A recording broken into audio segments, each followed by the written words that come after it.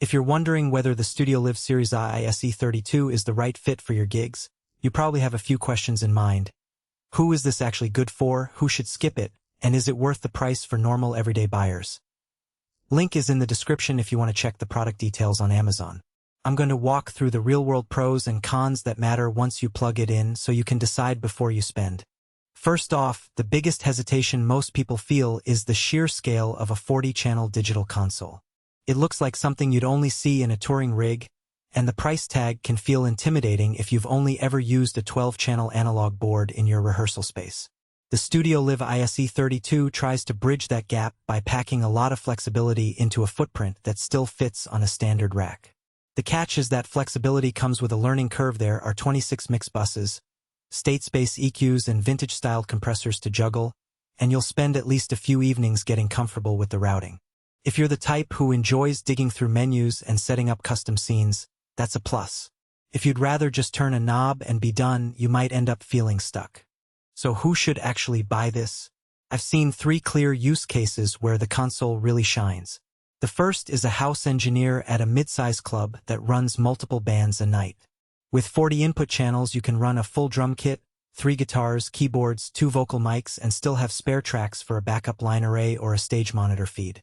The 26 mix buses let you send separate mixes to front of house, monitors, and even a recording feed without repatching.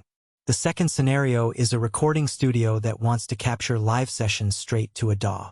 The continuously bidirectional 6464 USB 2.0 connection lets you pull in every channel as an individual track and push playback out at the same time, so you can record a full band performance and mix it in Pro Tools or Studio One without a separate interface. The third is a worship team that needs to adjust monitor mixes from a laptop or tablet while the service runs. The free Universal Control app turns an iPhone into a remote surface, so the tech director can walk the aisle and tweak stage monitors without having to climb onto the console. Now, who should skip it? If you're a hobbyist who records a couple of acoustic guitars at home, the extra channels and networking features become excess baggage. A small analog mixer or a compact audio interface will handle that workload for a fraction of the price and with far less setup time. Likewise, if your venue never uses more than 2 or 3 monitors, you probably won't need the 26 mix buses, and a simpler digital board with 12/16 channels will give you the same results with a gentler learning curve.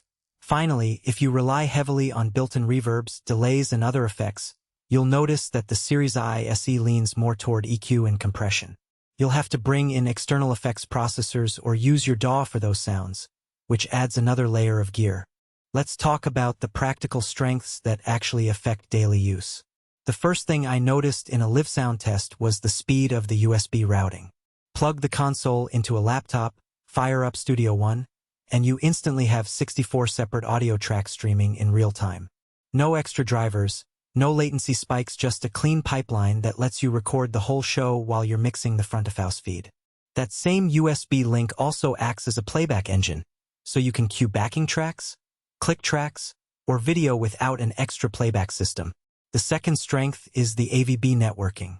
If you already own PreSonus stage boxes, you can daisy-chain them over a single Ethernet cable and expand the input count without adding another rack.